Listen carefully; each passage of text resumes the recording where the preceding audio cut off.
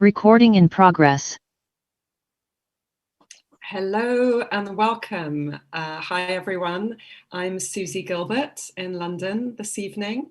Welcome to our discussion for the Don't Extradite Assange campaign with Stella Moris, who, as you know, is Julian Assange's partner, the mother of his children, soon-to-be wife and lawyer.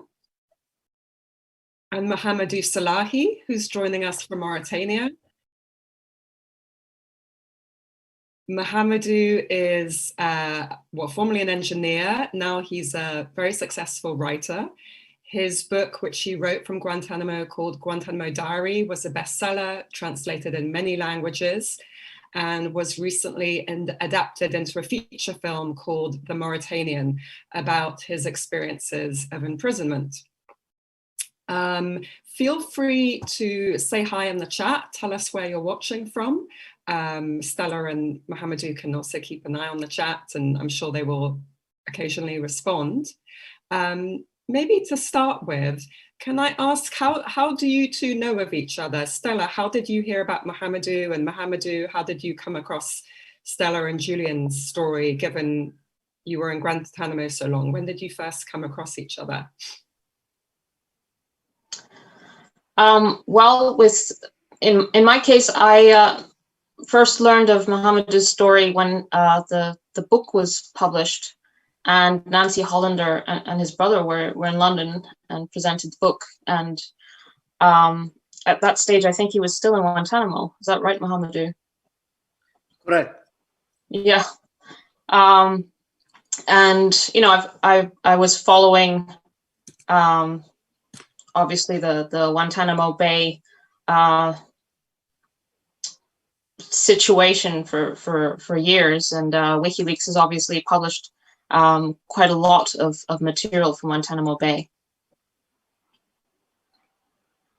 And just to add, when you're mentioning Nancy Hollander, if you've seen the movie The Mauritanian, Nancy is played by Jodie Foster. Nancy is Mohamedou's lawyer, but in an interesting connection, Nancy was also the lawyer for Chelsea Manning. So you've got this sort of team connection indirectly. Mohamedou, when did you hear about Julian's case? Actually, when Julian started to be on the news, and this very big, like WikiLeaks, that was the first time I was allowed to watch TV. And I watched actually unfolding, and he was like the big star everywhere. There is no channel that he didn't speak to. And yeah, ever since I kept watching about him, reading whatever I could have my hands on about him. And of course, I heard when I was released, I heard about what happened to him. And it's very saddening. It's very saddening that anyone goes to prison, let alone someone going to prison for exposing crimes of the government.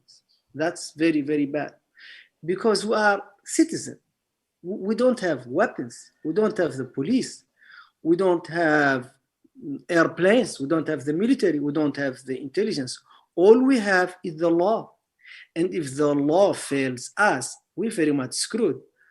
And I heard about Stella and his family, and it was Jose who connected us. And I'm so happy and so honored to know Stella and be her friend if she accepts me.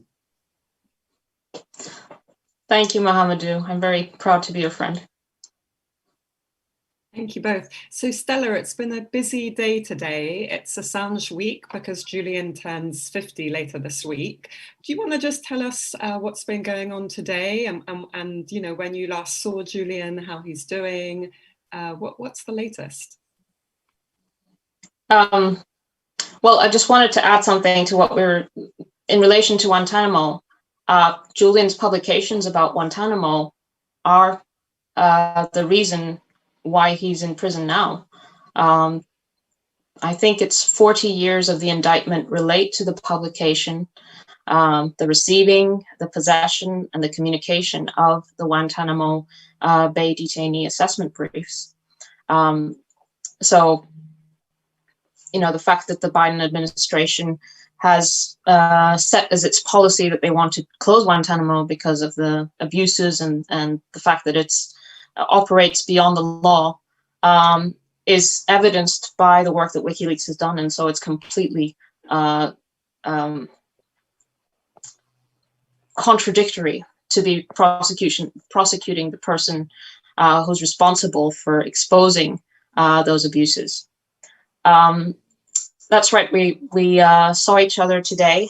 I went with our little boy Max, and the last time I saw him was Saturday, 10 days ago. And before that, it hadn't been since we hadn't seen each other in the prison since end of October. So he hadn't seen the kids from October to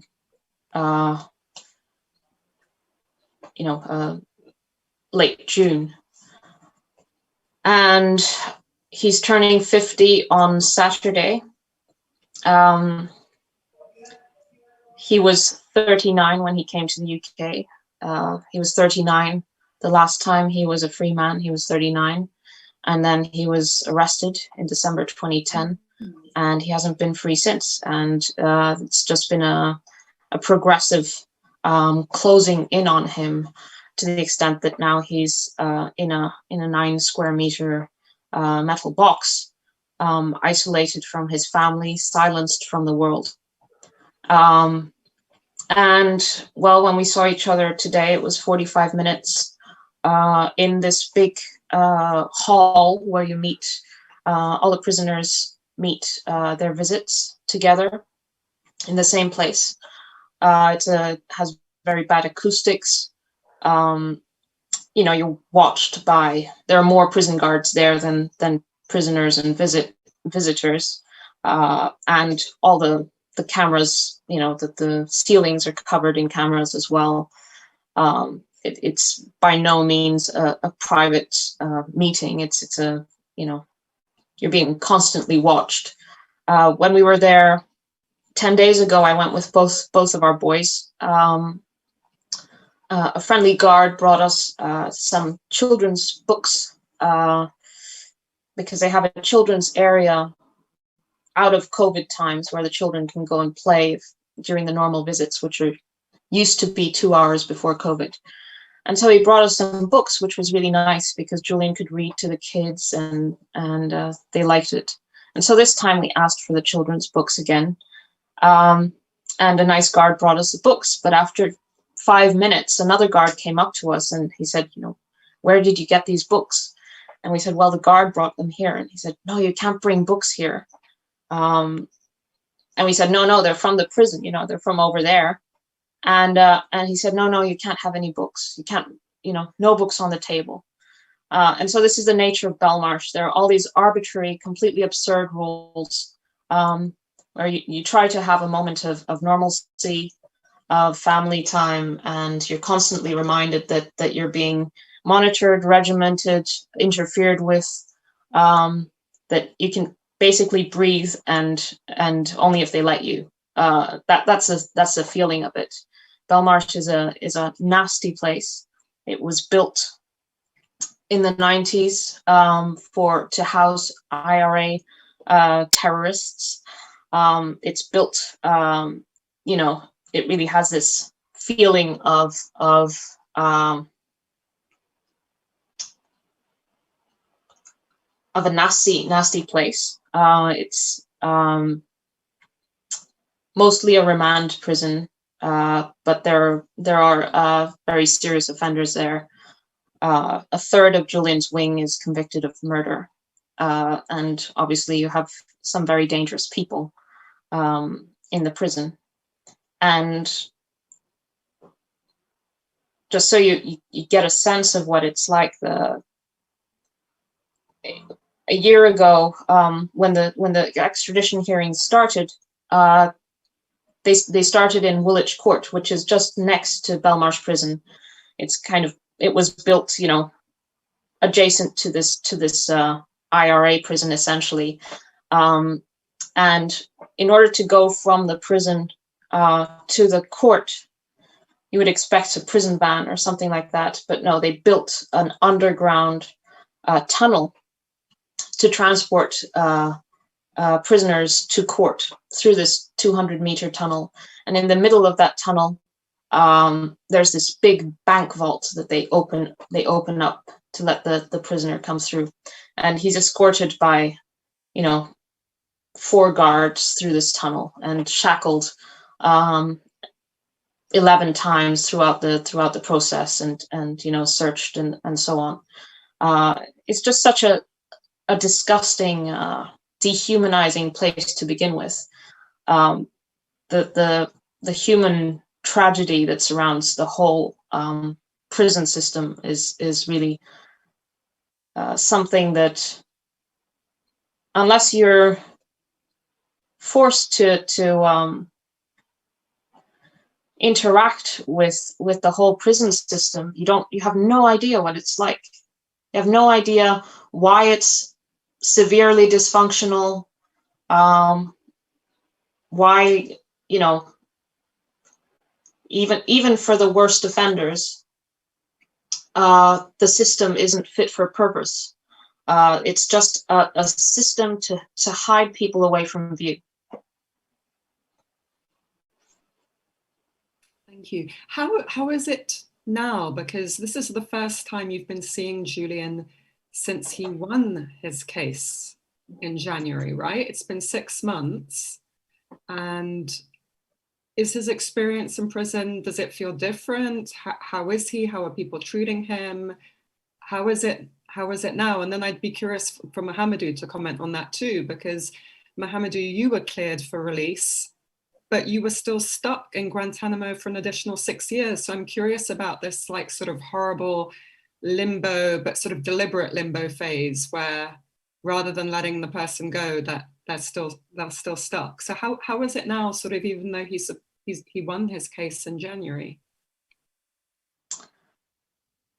Well, we're waiting for the court to decide whether to grant permission for the US to appeal. We're still at that stage. We all expect them to grant permission because that's what usually happens.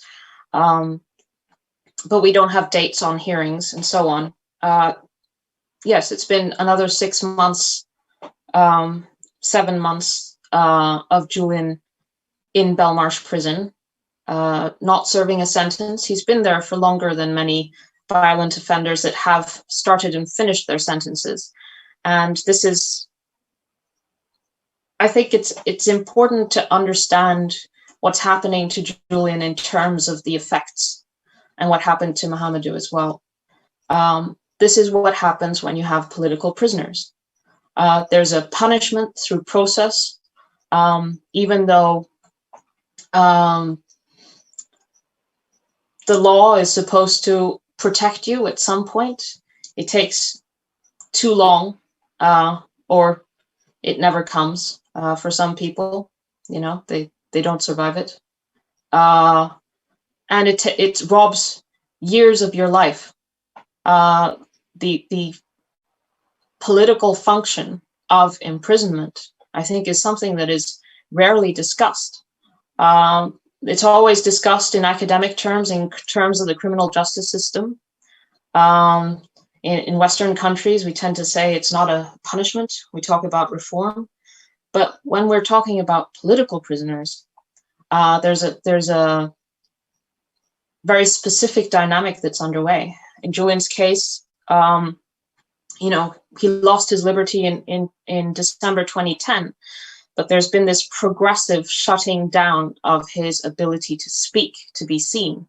It started in March 2018 when the Ecuadorian embassy just, you know, suddenly said, you can't do any interviews, you can't meet your friends, you can't make any statements, because if you do, the implication was, we're going to throw you out. And this was a whole year before he was evicted. And the situation in the embassy became more and more precarious and unpredictable. there was no clear definition of what the rules were, why, all of a sudden he couldn't take things out, have things come into the embassy or taken out of the embassy. All these completely arbitrary rules, and his gagging. That started, from March 2018, when Ecuador started having close high-level talks at a high-level talks with the United States. And then once he was taken to Belmarsh prison, the fact that his arrest was filmed was a fluke almost, because the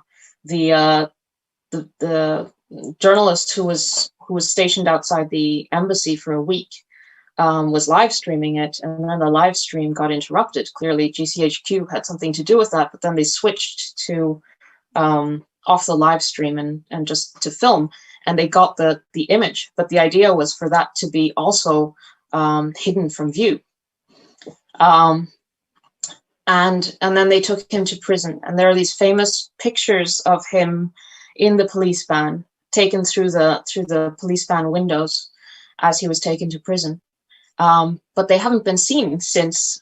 There have been no more pictures of Julian being taken to prison in the prison van. And why is that?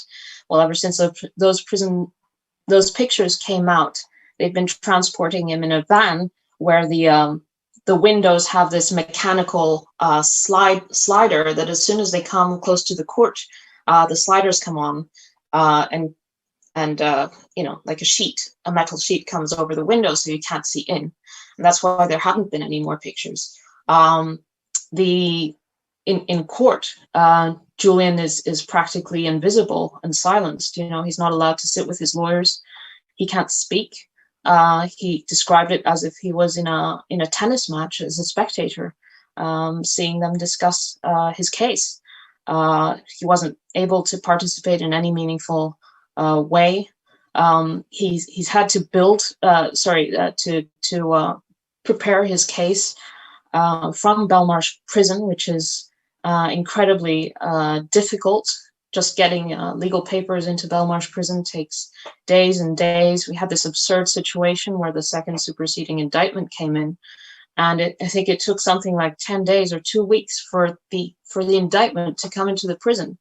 The U.S. Department of Justice had published it on its website with this great fanfare and a PR, a press release with the particular spin that they had on the superseding indictment, which we'll come back to because there's been kind of a breakthrough in relation to the case.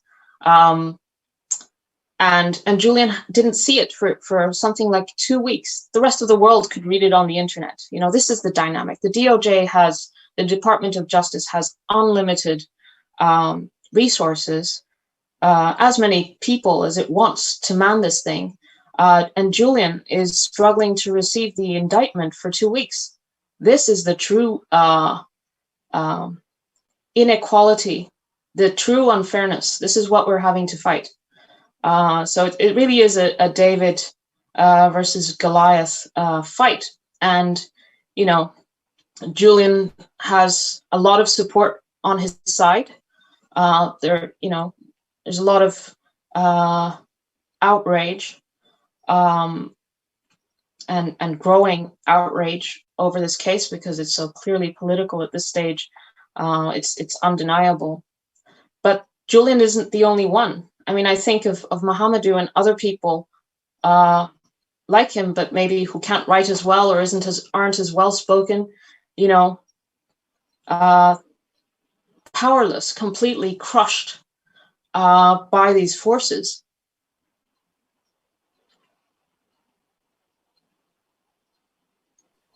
Mohamedou, do you want to share a little bit from your point of view? Yeah, I'm so honored to be with you, Suzie and Stella. And I would like to welcome in all our names, the 70 people who are watching and the many other people who are watching us live. through the social media. We have one goal in common. In Mauritania, where should we go if the danger comes from the mountain? We are in the UK, where the first Magna Carta was written, first document of human rights is written. When political prisoners exist in a democracy, what can we say about my region and about the Middle East? This is a very dangerous precedent, and I don't believe that political prisoners belong into a democracy. People who didn't harm anyone, who didn't do any wrong, who didn't steal from anyone, should not go to prison. And I mean, Stella said it all. I can only second her in everything she said. And only a prisoner can understand the pain. Only the family of a prisoner can understand the pain. No one else can understand that. We are here, we are going to attend, but Stella is going to stay in her room and she's going to suffer. But who suffers more than all of us are the prisoners, like Julian, in their cell. When you get angry in prison, you cannot go out. 1 second. When you fight with your neighbor, you cannot move away. You have to deal with your pain and suffering in that very small space. Stella spoke about the cameras. I do remember the cameras. You know, when that door slam shut. 1 second, I have to move. أنا ما قدرت نتكلم مع الناس. لا لا لا لا يمشوا.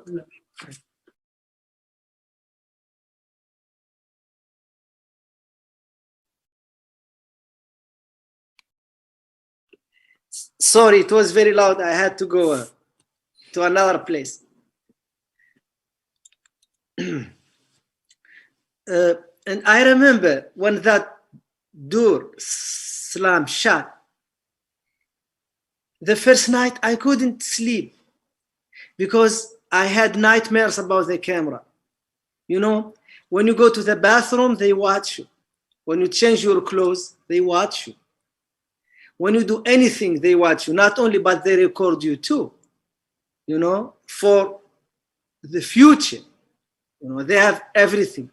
And this is very hard to deal with and very hard to get adjusted to, you know. And I remember when I came back my first nights, I would go to the bathroom and not close the door.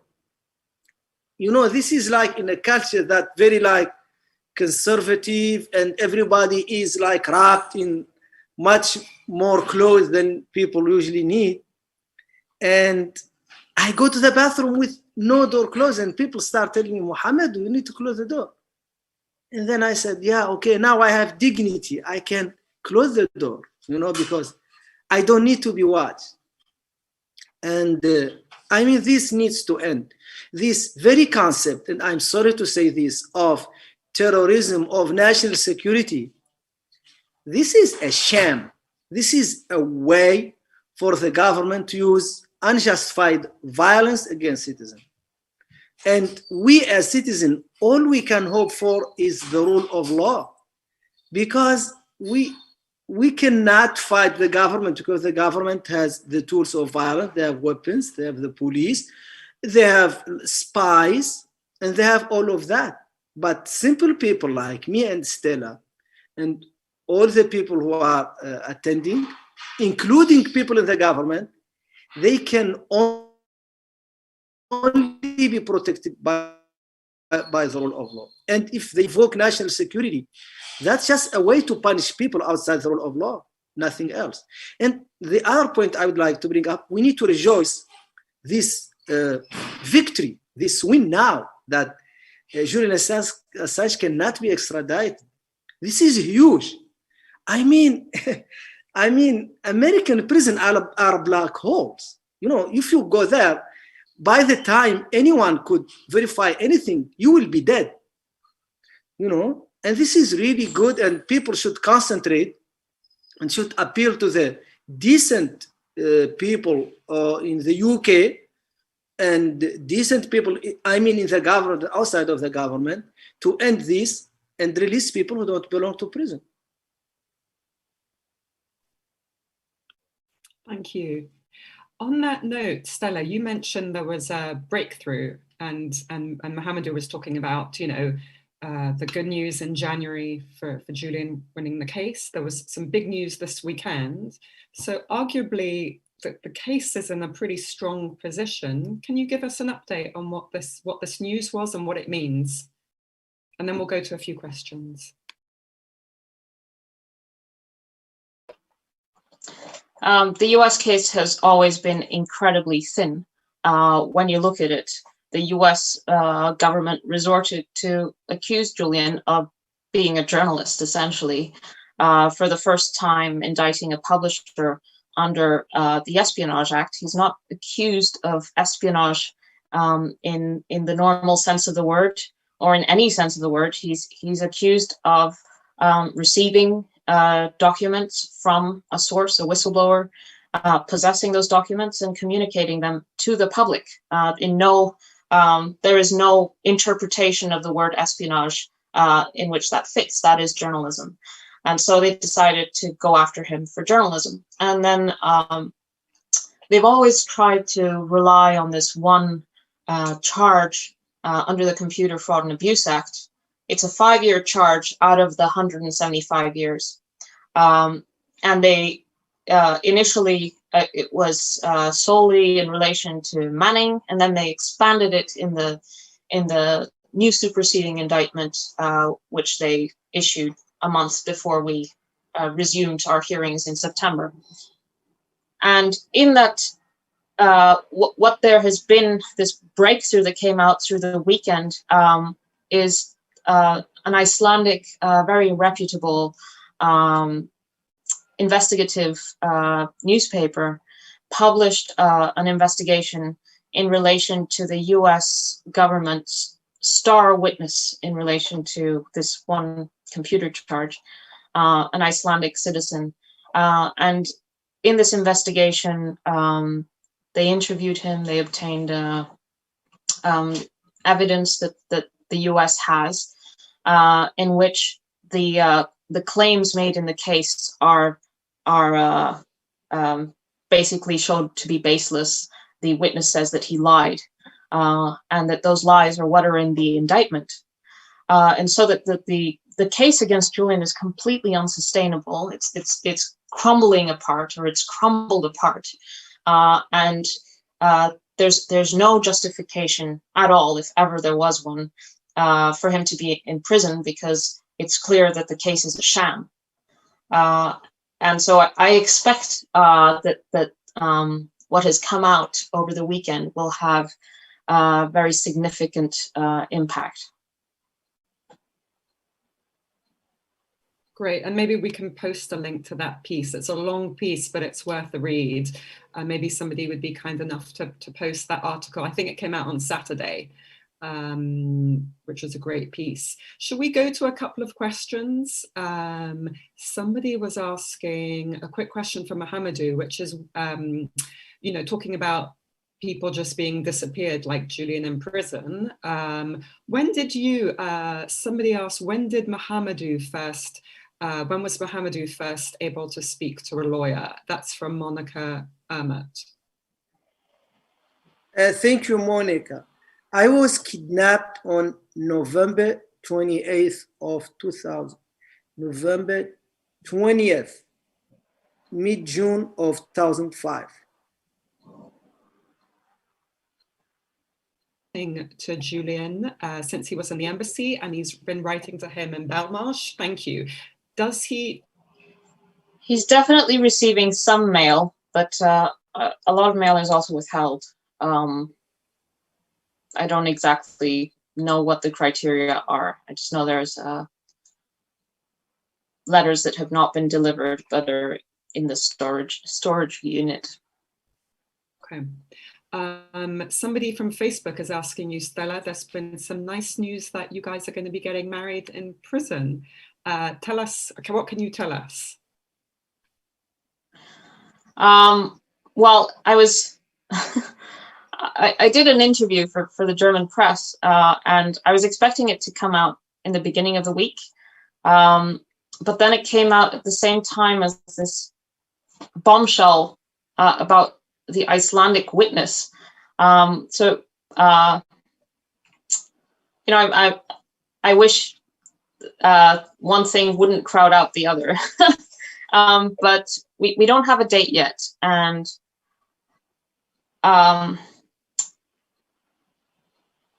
yeah, I'm not 100% sure it will be in the prison. We will try to do it outside. We will try to ask Belmarsh for permission to do it outside. But if that's not possible, then we'll do it in Belmarsh. Thank you. We've got some congratulations. Andy Quinn is asking, what are you doing on Julian's birthday on Saturday, which is Julian's 50th birthday? Well, there's a picnic in Parliament Square, so we'll be going to that. And there's also a boat ride down the Thames in front of the Houses of Parliament. And I'll be on that as well on Thursday. So Thursday's a boat ride and Saturday the picnic. Great, I will be there for the boat ride. So there are still tickets available. You can look on Eventbrite, folks, if you're in London. And thank you for posting the link.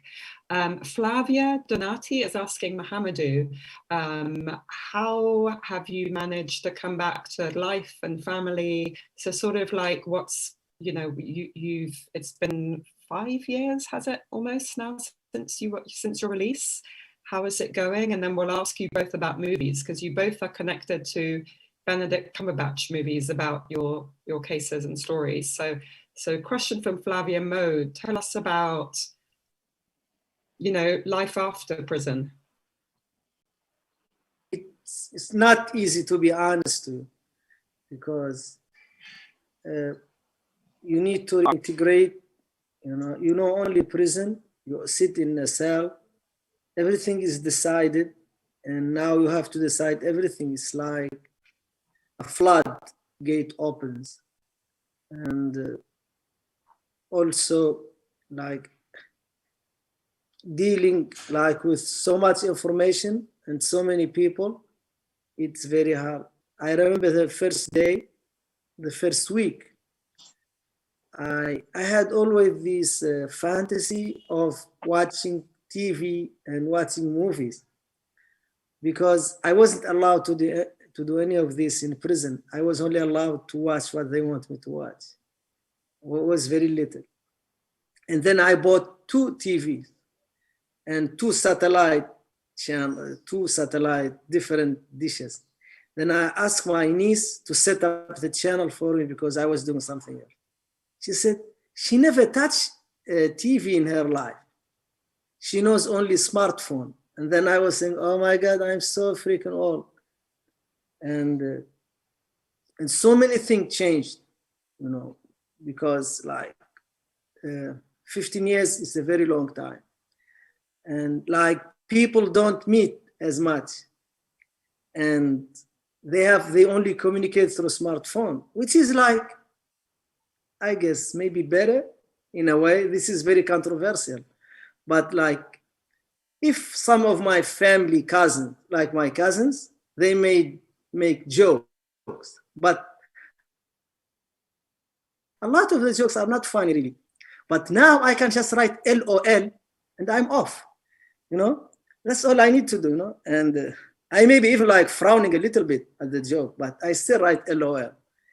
And you know, one doctor told me, you need to stay outside prison as long as you stayed inside prison in order to be a normal person. Hmm.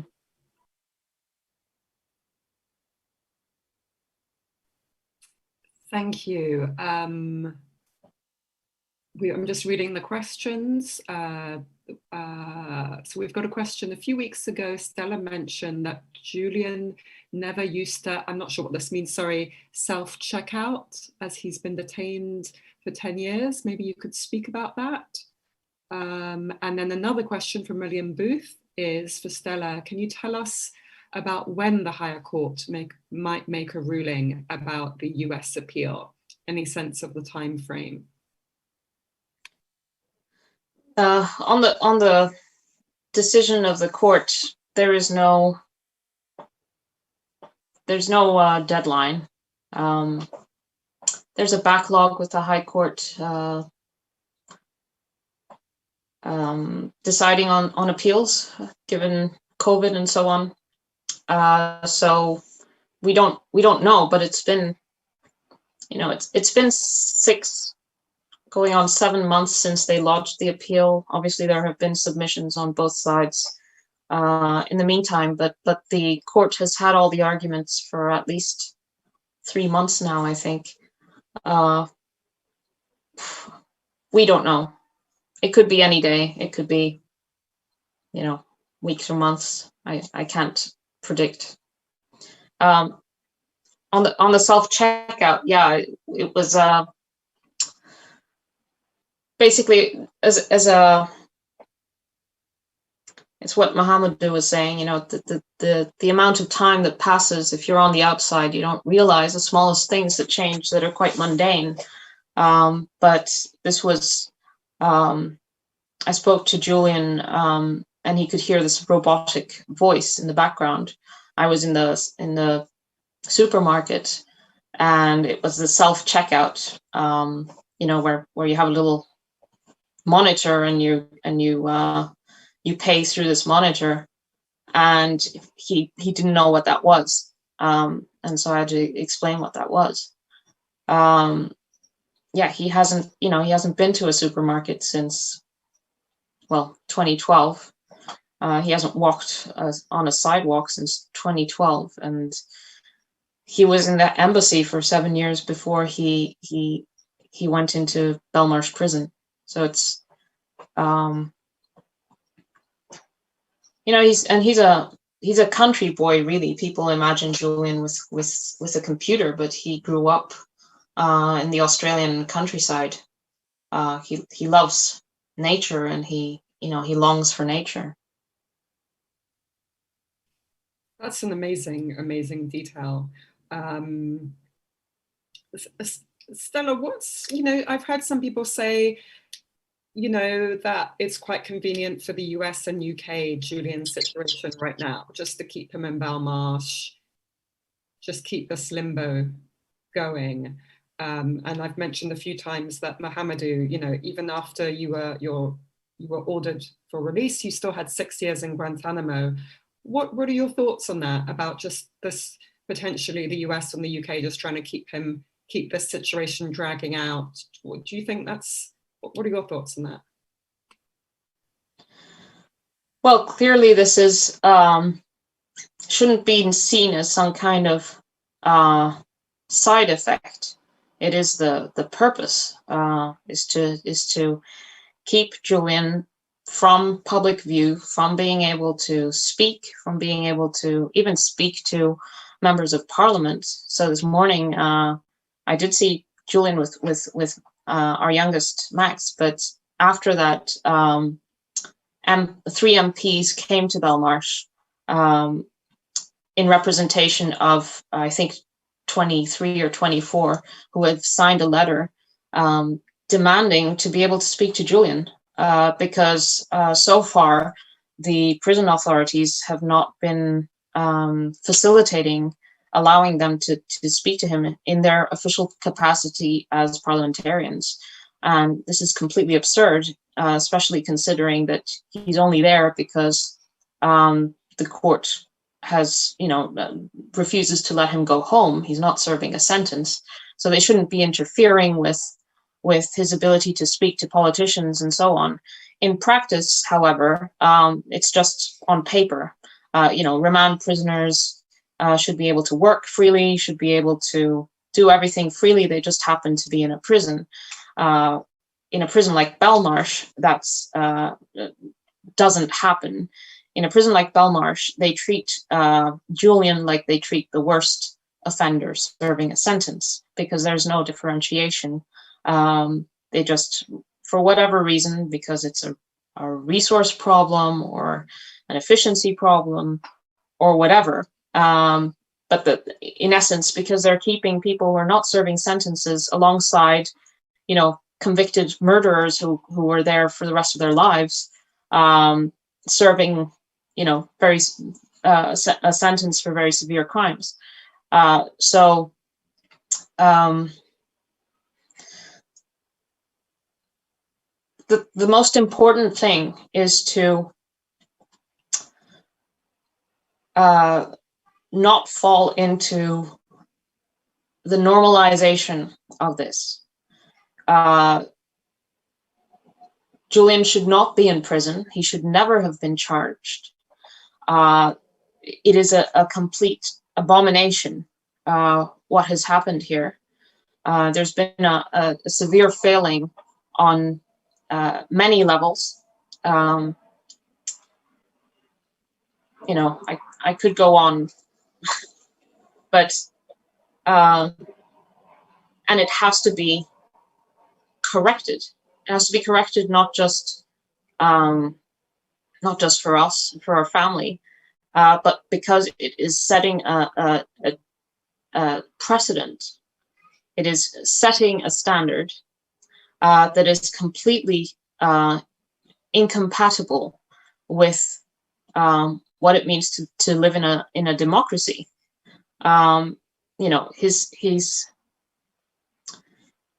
His case is, it's not just symbolic or emblematic of someone who's being persecuted for exposing wrongdoing. It is actually shaping history, and it is shaping where we're going. And unless it's corrected, we're ending up in a very dark place, because this precedent is being used and will continue to be used to go after other people who are exposing powerful interests. And I'm not just talking about in the UK or the US, where this crazy interpretation of the Espionage Act is now in play. In the UK, basically, they've imported that crazy interpretation of the Espionage Act and said, oh yes, our Official Secrets Act operates in the same way. This court interpretation of this legislation that's never been done, interpreted this radically before. But then other countries are using that to legitimize, to license them when they put journalists in prison and when they put opposition leaders and dissidents and so on. It's all okay, because this is the new standard. You put Assange in prison, we put our guys in prison. That's what's going on. And so there's a global race to the bottom, and it's basically the global rules-based order is not something that's dictated from above. It's something that we constructed, our countries constructed post-Second World War because of what had happened. And it can be dismantled just as easily if we let these standards drop. Beautifully said. A question from Facebook, Stella, sorry to jump around. Do you intend to call the Icelandic witness to testify? Is there an opportunity to do so?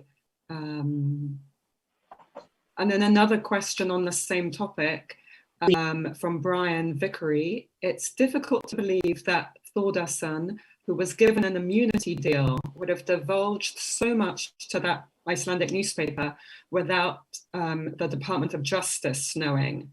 What do you think that means?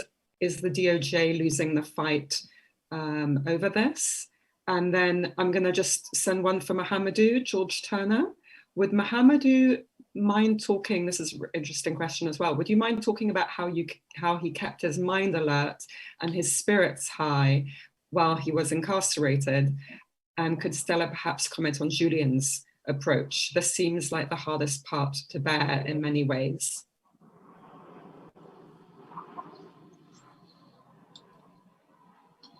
Well, in relation to the story that broke over the weekend, I think it's it's still sinking in. We're, analyzing the implications, and I'm sure the DOJ is doing the same. This was their key witness, their guy. He's repeated, throughout the indictment, references to him, teenager, and Iceland is NATO country 1 in the indictment. You can go and look at it. And the judge, in her judgment, refers to these claims repeatedly. These claims that the witness now says are lies. So obviously, the impact of this is yet to be seen.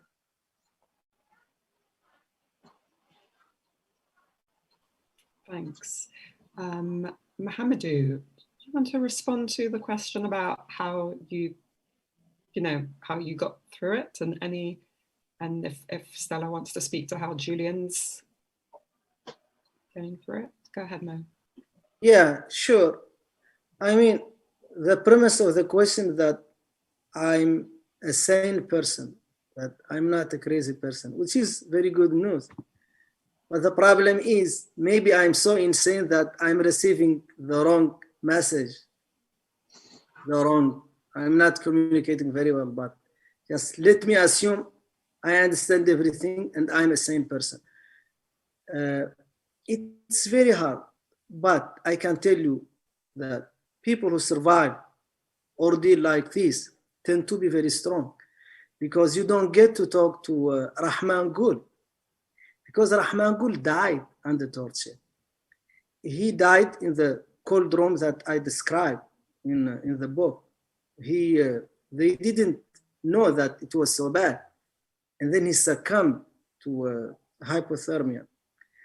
And you don't talk to Daliwar, because Daliwar died. He was beaten to death back in Bagram. And there are so many detainees in Guantanamo Bay whom I met in person who are doing very bad. So this is not easy thing to survive.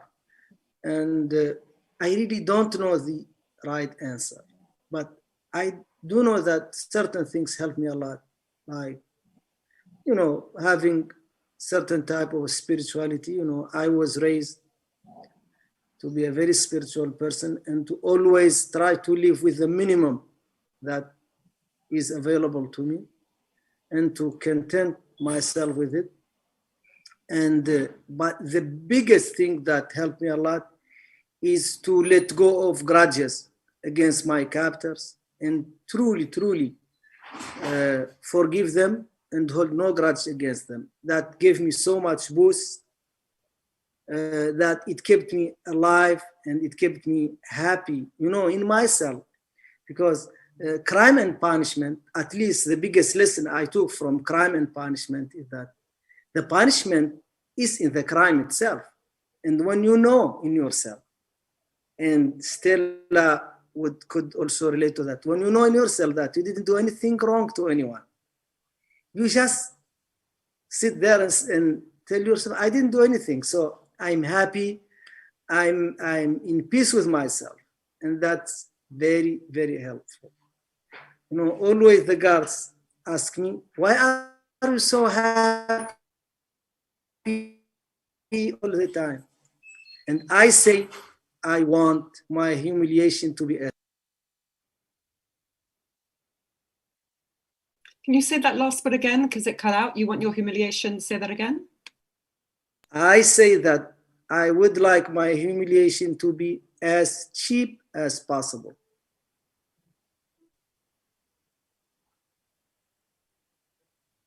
Thank you. Stella, how is Julian, staying sane, however you want to describe that? I'm just quoting the question. And what is his relationship with the guards and other prisoners like? It's a struggle. It's not, every day has to be tackled It's not like you have some formula and apply it. Every day is a struggle. But Julian knows that he's being punished for the good work that WikiLeaks did. He's being punished for his principles. He's being punished because WikiLeaks has made such a big difference, and brought justice for people like Khalid al-Masri in Germany, who was subjected to torture and CIA rendition, was able to win his case in the European Court of Human Rights because WikiLeaks publications were used in that case. The same thing that he's being prosecuted over is what got Khalid al-Masri justice. So it's this conviction of that he is, that his principles are what are being punished, and his principles are the embodiment of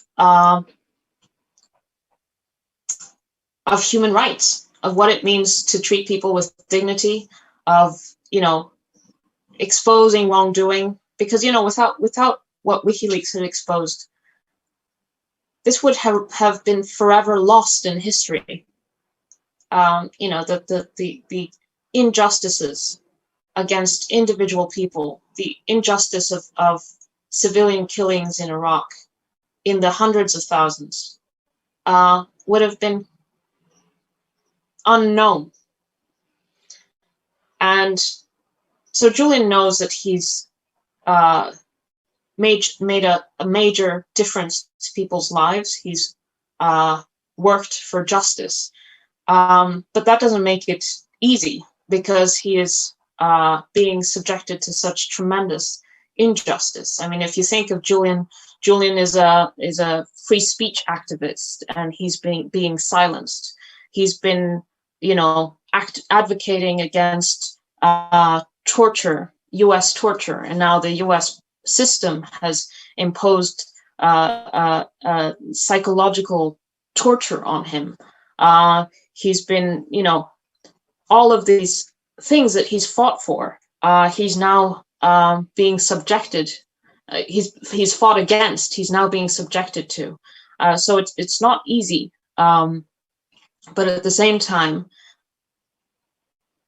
he has, the conviction that he will win this, because it's obvious that this is a political case. It's obvious that this is completely incompatible with, with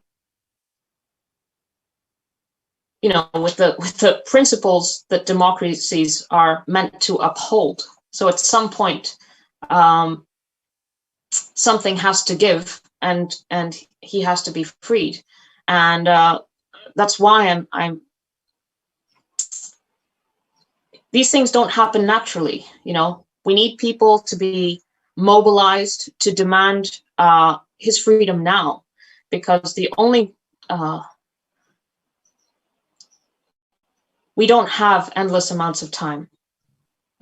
So we need things to move and to change, and to to build something that is constantly growing ever stronger, because it's a political case, and that means that the politics determine when Julian is freed. So that's why I call on everyone to join me to free him. It is, with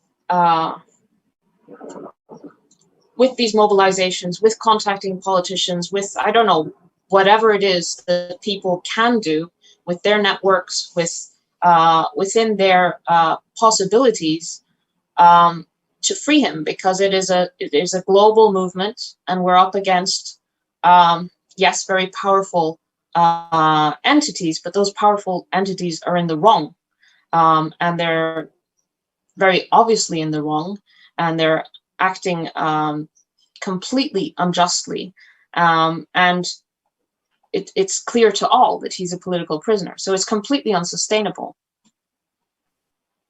Thank you. And as everyone on this call probably knows, the end could be in sight on this case, pretty soon. It could be as soon as this year. Julian did win his case in January. As Stella explained, one of the key witnesses from the US side has come out and explained that he lied. There's tremendous global support from all the leading human rights groups and mainstream newspapers, you name it. So the case is in a strong place. And so it's a matter of a final push, hopefully just over a few months. And as our comrade John Rees from Don't Extradite Assange always says, no action, or it's too small right now. Everyone can do something. So do go to Don't Extradite Assange. Mohamedou, would you like to make some closing remarks? And I would encourage, let us know if you've seen The Mauritanian. We didn't get a chance to talk about the film, but we obviously want to focus on Stella and Julian today. But we did note that they've both got a connection to Benedict Cumberbatch produced films about their cases and different experiences of that. But Mo, would you like to make some closing comments? Absolutely. Just like Stella said, if we don't stand with Julian Assange now, it's a death sentence against whistleblowing. And whistleblowing is a key ingredient in a democracy. Because when the regime is so corrupt from inside that they don't expose the crime of the government, then whistleblowing is the safety measure that comes in. And if we don't stand with him today, we are going to lose this key ingredient that is protecting us, protecting our human rights, and to protect the human rights of everyone. Thank you, Mo. And I don't know, Stella, if you'd like to make any final comments, but I just hope, inshallah, that Julian will be out before too long, that you will all be together, and that Mohamedou will be able to travel. Mohamedou's case is sadly not over.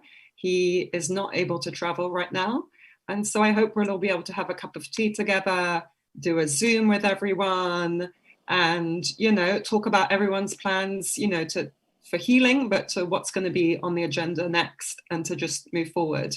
Stella, if you want to make any closing remarks, and everyone feel free to say hello and goodbye in the chat. It's nice to see where you're watching from. Well, just to comment that, as I said, Julian is turning 50 on Saturday, and we've used this week leading up to it, but we will extend another week for Assange Week. The idea is to, celebrate Julian's work, celebrate his, and educate and raise awareness. It's not meant to be some big street party, but obviously the idea is to have a celebratory kind of mood, but to at the same time raise awareness about what is going on, because as soon as people stop and listen and understand what is going on with Julian, and truly the implications and the extraordinary injustice, and this is happening in the UK and being inflicted by the US governments, then no one accepts it, because it's an attack on our society as a whole, and ourselves as citizens.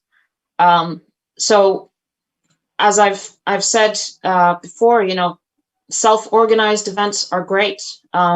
Maybe sit down with your friends, have a brainstorm, think about your networks. Every person has a different network, and if you're a nurse, nurses.